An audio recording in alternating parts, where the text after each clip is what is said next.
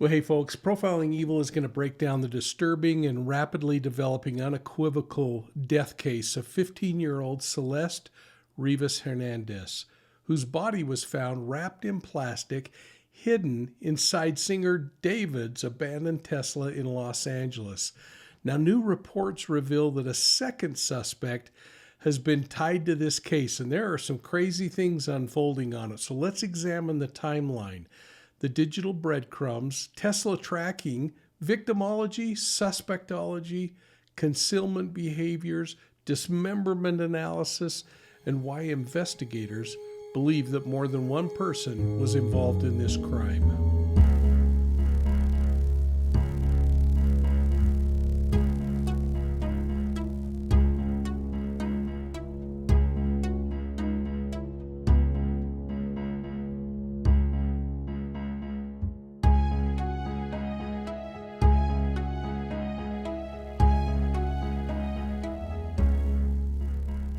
Well, hi everybody, and welcome to Profiling Evil. Now we're going to dig into a case that's disturbing on every level.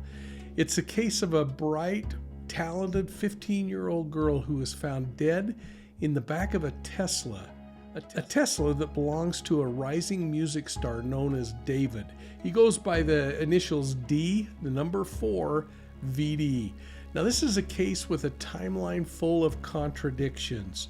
Digital evidence that's quietly building a map for detectives, and now a second suspect who might have been involved before, during, or after Celeste's death. So let's walk through the case of what happened to Celeste, what investigators are piecing together, and how digital forensics has blown this case wide open, and how this second suspect quietly slid into the investigation. So if you're new to Profiling Evil, thanks a lot for joining us here, and I hope you'll take a moment and hit the like and subscribe button. Now, if you've been around for a while, you know that we talk about cases, though we look at them through a lens of victimology, suspect behavior, timelines, and subtle clues that these offenders leave behind. So let's dig into this one, and I want to start right off the bat with the victimology to learn a little bit about who this 15-year-old Celeste Rivas Hernandez is. Was still a kid, a young teenager who shouldn't have been focusing on anything but school and friends and music, hanging out, and figuring out life one step at a time. Now, based on information that's publicly available, she appears to have come from a family that was trying to raise her well, that was trying to protect her and trying to keep her safe. And they reportedly reported her missing back in April of 2024.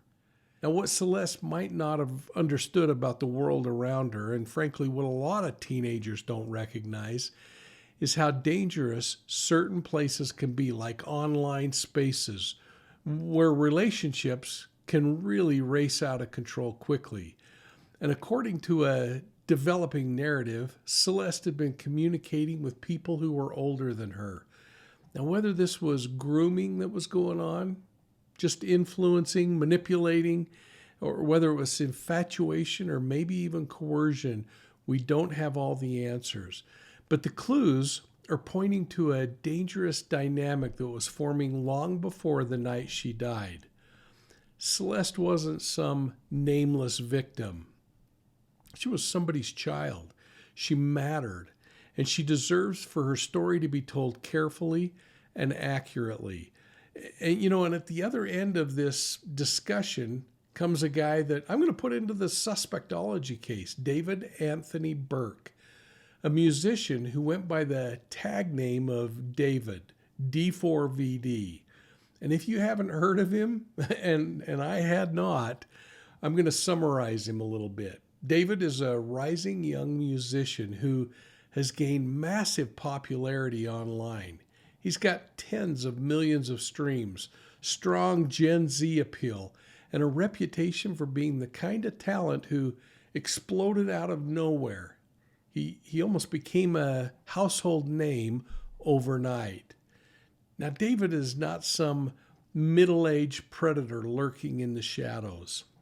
He's a young adult, a young musician still building his career, and according to multiple reports out there, he was a guy who was in communication with the victim, Celeste. Now, where that relationship began and how it developed and where it crossed the lines is something that we're hoping that the investigators in this case can unravel sooner than later. Because victimology, again, is the real key to solving cases like this. And let me be extremely clear. David has not been charged with murder at this time, but he's being eyed as a suspect in this unequivocal death. The discovery of Celeste's body in his Tesla is the anchor that's tying everything together. And I'm going to talk a little more about this in a minute. But not only was her body found discovered in his Tesla, but it appears that it had been stored somewhere else for the many months from that April of 2024 timeframe until this period of time in late 2025. In fact, the medical examiner and police are leaking out that they believe that her body had been frozen, perhaps multiple times, and it was in the stage of decomposition when it was discovered. Dismembered in many different ways, which is really disturbing. So let's get back into this idea of victimology, because it's one of the most important tools any unequivocal or suspicious death investigation can lean on. But in cases like Celeste Rivas Hernandez's case, it becomes foundational. You see, when investigators build a clear, truthful picture of who the victim was, they can start to understand how the victim lived and whether their lifestyle placed them in a risk-filled environment. So it's not just about knowing who the victim is, but more about why did they become a victim. And folks, this isn't victim blaming. It's only for the ability to understand that the risk levels that this individual was willing to take through things like online relationships or new acquaintances, whether there was sudden secrecy all of a sudden, changes in behavior, or vulnerabilities that these offenders can exploit. Those become the really important pieces of behavioral evidence in this case. And when lined up against the other forms of evidence like forensic evidence or eyewitness accounts or perhaps admissions or confessions, we can get a much better picture. Victimology also gives us a glimpse into what the victim would or wouldn't do voluntarily.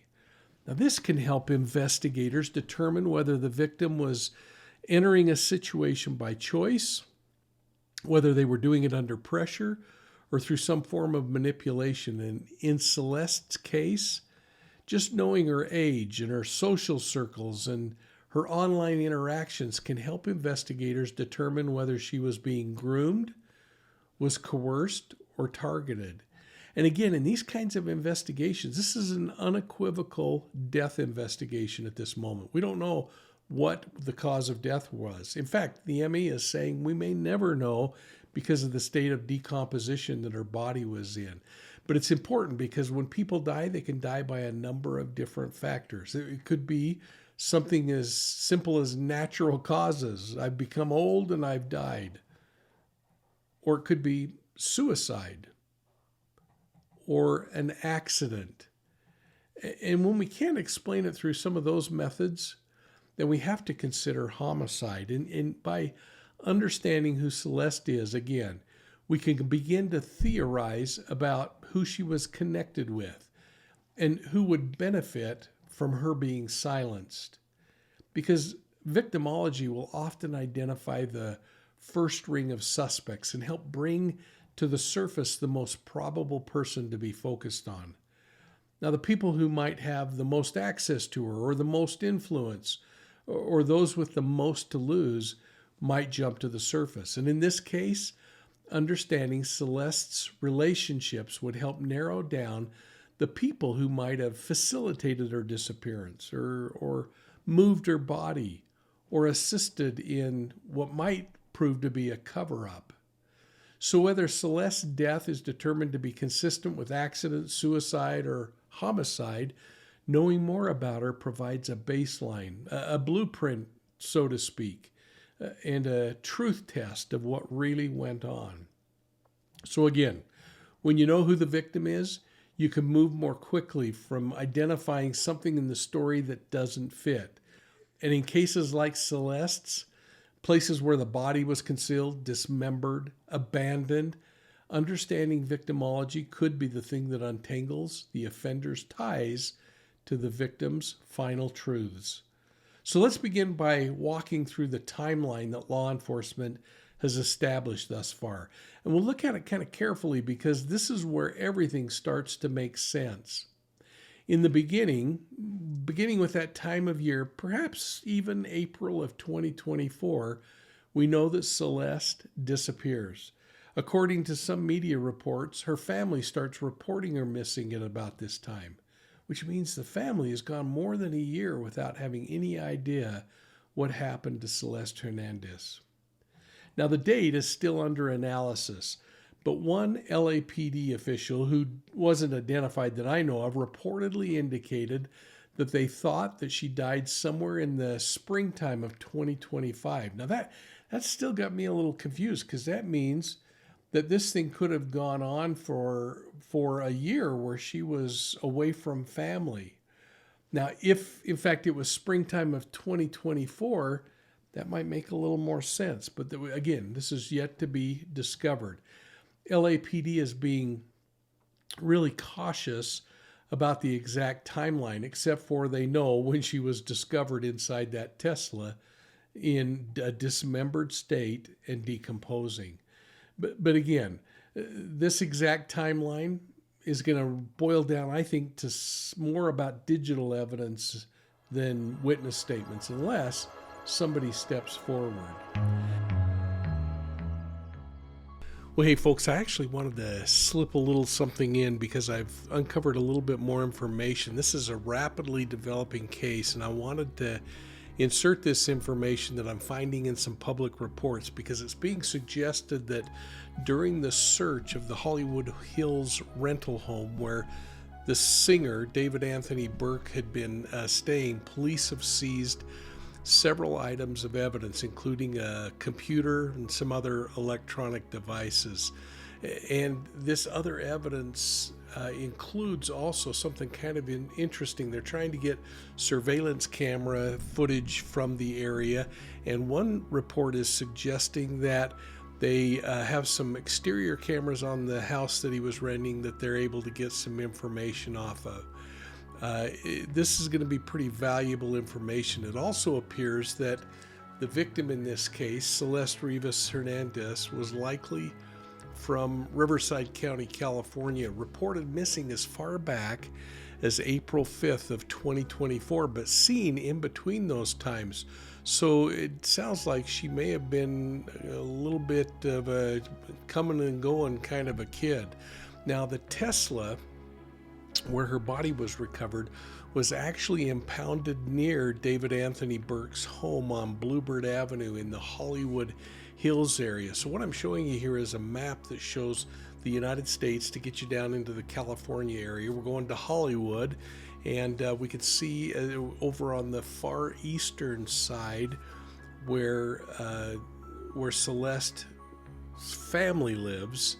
And then in the middle we see 2 points here that indicate the point where the vehicle was recovered, impounded, and that happened on September 3rd of 2025.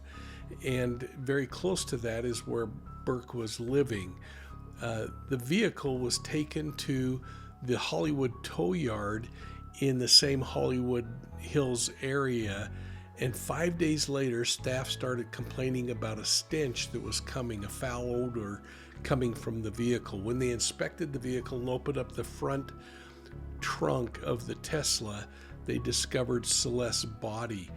And so that's this other point here in the center where the tow truck drivers took the vehicle to the impound lot.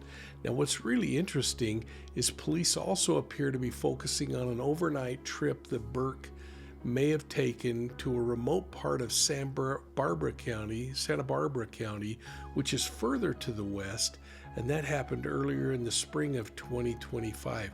And it sounds like from several of the media reports that police are believing that this might be related to Celeste's death, even though no exact location there is given, no railroad trailheads, no roads, no campgrounds, anything like that provided publicly. So because this is changing so quickly, I didn't want any of you, getting upset and saying, hey, we've heard more and this is a little outdated. This thing's going to continue to evolve, but let's get back into this case. Now, it also appears from reports that I've been able to find online that Celeste and David were in communication online and that they may have even met in person a few times before he eventually picked her up, by all accounts, or at least before she enters that Tesla vehicle voluntarily. Now, this part is extremely important from a behavioral standpoint because children and teens often don't recognize the predatory grooming that might be going on, especially when it's happening and if they're enamored by the situation. They might mistake attention for affection. They might confuse secrecy for trust. And they might even mistake age differences as maturity, as well as they might be accepting more risk because of the excitement. So whether Celeste saw this as an adventure or whether she was afraid remains unclear. But what is clear is that she ended up inside that Tesla and she never came out alive. And now it appears that the Tesla is actually becoming one of LAPD's most reliable witnesses because it is a technological marvel in many, many ways. Teslas are rolling surveillance systems with constant GPS tracking. There are logs that are monitoring everything, including the opening and closing of doors, any kind of cellular communication that's going on, or any mobile devices that are pairing to the car, or any kind of mobile devices that are pairing to the vehicle. They might also have records around the vehicle and inside of the vehicle, including camera imagery from outside of the vehicle and inside of the vehicle. And the Bluetooth system on those things maintains a history of activity, and all of that is backed up remotely. So law enforcement should be able to get a treasure trove of information from the vehicle. And this vehicle, which has now become key in the investigation, is a literal goldmine for the detectives and crime scene investigators if they actually ask the right questions and access all of the data that's available. So think of that vehicle's recovery. Again, found with Celeste's body dismembered and abandoned, wrapped in plastic inside the trunk. Now, crime scene investigators would have undoubtedly went immediately to work reconstructing every mile that was traveled in that vehicle, every stop that was made, every door that was opened, every location that was pinged. And there will undoubtedly be timestamps logged and digital footprints saved that will allow LAPD homicide detectives to tie this case together and start to create a digital footprint where the vehicle went. But what we're also learning is that it's tying a second person to the case. And that happened really quickly. But the information we've got is really thin. On a podcast called Two Angry Men with Harvey Levin and Mark Garagos, it revealed that there is a second person of interest that's been detained in this case. They're identified and believed to have connections either before, during, or after the time when Celeste died. Now, Garagos doesn't specifically name who this suspect is, but he makes it clear that the individual's mobile phone was allegedly in the same location as the Tesla and the location where Celeste's body is recovered. In addition, Garagos leans toward the idea that the person's social media, that data was pinged in the same locations, and his digital patterns overlap with the Tesla's vehicle movements. So if you want to dive deeper into this, you can go over and listen to that podcast. Or if you're interested in the charging decisions, digital evidence, and how the prosecutors are handling this second suspect, you could jump over to Law and Crime with Jesse Weber. He and I met this week to talk about the case, and we broke it down in a lot more detail. So after this episode's over, make sure you head over to Law and Crime and watch that interview. It adds a whole lot more information and context to what we're talking about here. But for now, I want to just add a short segment from that conversation to give you an idea of what you're missing if you don't go and check out Law and Crime. TMZ is now reporting that there is a second person who may be considered a suspect in this investigation. Someone who allegedly may have helped in the disposal of Celeste's body. In fact, say all that now to bring in Mike King, retired police commander, host of Profiling Evil, author of Wolves in Sheep's Clothing. Thank you so much for coming on. First time you and I had a chance to talk about this case. This is a big development. Talk to me about what you make of this reporting that Celeste's body may have been dismembered, decapitated, and frozen, because those are very specific actions that are not so easy to do. Well, Jesse, great to be with you. And I think there are a couple of things that maybe might help put this into buckets that will make a lot more sense for those who are listening to us today. And that is breaking the, for lack of a better word right now, crime scenes or the event locations down into three kinds of locations. First being that initial contact site where David and Celeste may have come in contact with each other. Was there grooming involved? What led up to that relationship happening? And we're seeing reports going back even as much as April of 2024 of Celeste being reported missing. So when we think about the victimology or who she is, was she ungovernable at some degree? It sounded like she was a really good kid that was really working hard, and she came from a really strong family. We may learn different things that point different directions, and that's not victim blaming. It's just talking about kind of the storyline behind the victim. But we have that initial contact site where these two come together in space and time and somehow become an item and start seeing each other. And there are reports that they were seeing each other, that she was regularly coming over to David's house there in Hollywood Hills. But then we've got wherever this event happened, whether it was an overdose, a suicide, an accident, or she died by natural causes from some goofy event that happened with her body. We don't know the answer there. We're learning more, and we will continue to learn more, but that becomes the place where this happened, or maybe where she was murdered. That's the crime scene. And then we've got kind of things that make really good sense to me. And it's horrible to talk about, but you talk about the decapitation and the disorganization that appears to be going on in this crime.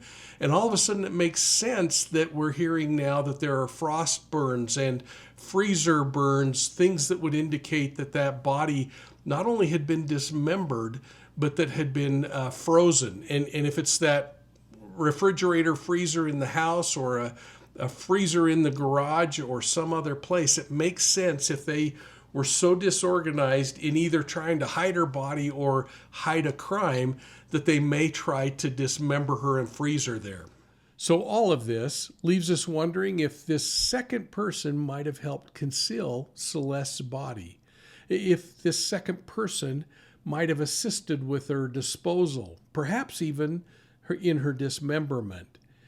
And it might be that this person was involved from the get-go. You know, it's actually possible that this person could have been responsible for Celeste's death. So think about this in the idea of before, during, and after, because that means there are three distinct phases of involvement. From the beginning, or that initial contact site, the first meetup, through to the location where this crime occurred, if it is a crime, or this death occurred, and then to the location where this body was recovered, the disposal site. This second person may have been present during every or any individual part of this whole thing. They could have been instrumental in her death. Frankly, this entire case smacks of multiple people being involved. So it's going to be interesting to see how this second person really fits into it and how much information they end up sharing. Because here's the most comprehensive timeline that I could find out there, reconstructed from the news reports, from data from the Tesla, from the Garrigus Levin interview, and this is it. Celeste met up with David, whether voluntarily or not, but we know that she met up with him, and she gets inside that Tesla. Now, once inside, it appears that something happens. And again, it could have been at different locations.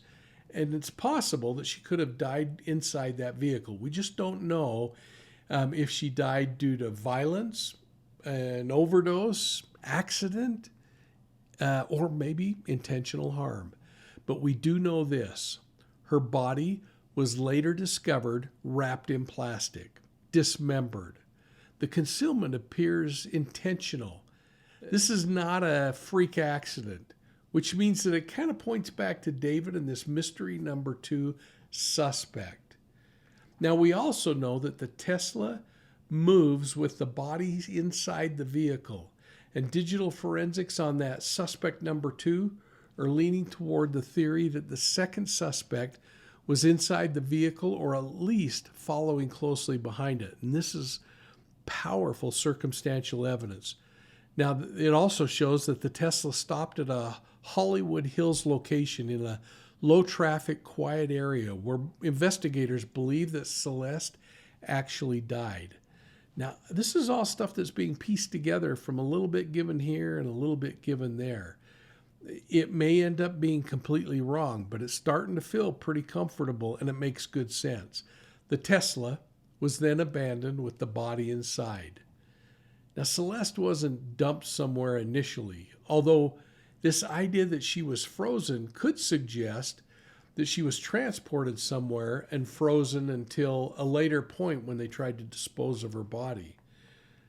But everything we know right now, because she was found inside the vehicle, is that she was left inside the vehicle, and it really leaves us questioning why.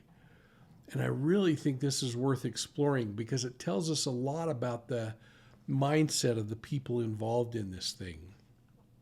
For me, this is one of the most intriguing parts of the case, perhaps one of the most revealing, because by leaving Celeste inside the vehicle, especially a vehicle that's tied to one of the suspects, it's not typical for a very well thought out plan.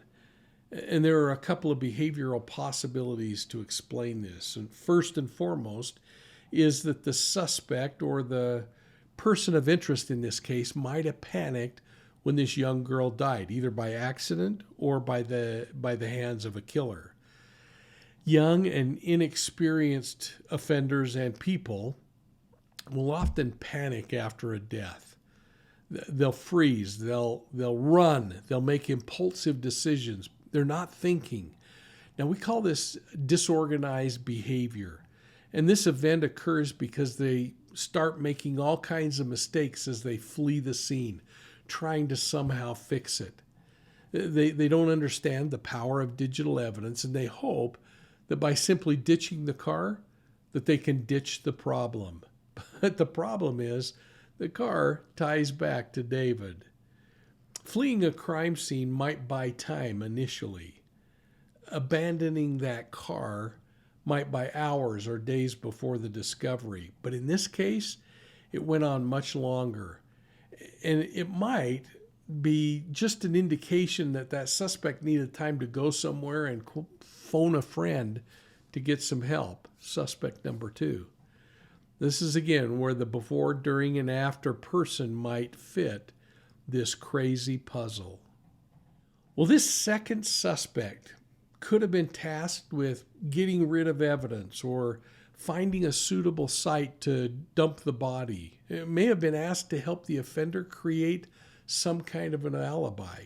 And it does appear, based on the publicity reported and the timeline, that David was luckily out of town when Celeste Rivas Hernandez's body was found inside his abandoned Tesla. Now, multiple outlets out there, including the New York Post, TMZ, noted that the vehicle was found without him anywhere nearby. Remember, he was away. He was out of town, apparently, doing a concert or something. Now, from an investigative standpoint, it's really interesting because being out of town isn't the airtight alibi that people often think it is. In this case, David was away at a concert, I believe, at the time of Celeste's discovery. Now, it's a great alibi, but it smacks of coincidence. An alibi usually covers the time of death unless it's a conspiracy case, but it doesn't necessarily cover the time of discovery.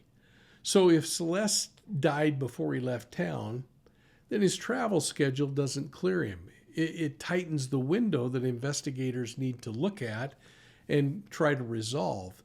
And based on public reporting, again, it's assumed that the teen died sometime before David left the area.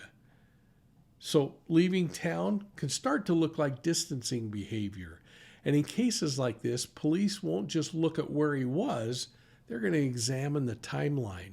And it's a great reminder if you're planning an alibi that being physically gone doesn't eliminate suspicion. It might actually increase it. Now, in this scenario, if David was out of town during the discovery, then somebody else had to probably help him move, wrap, clean, or abandon the body. That second person is becoming more crucial in determining what the cause of death might be, or how they even became involved in this crime.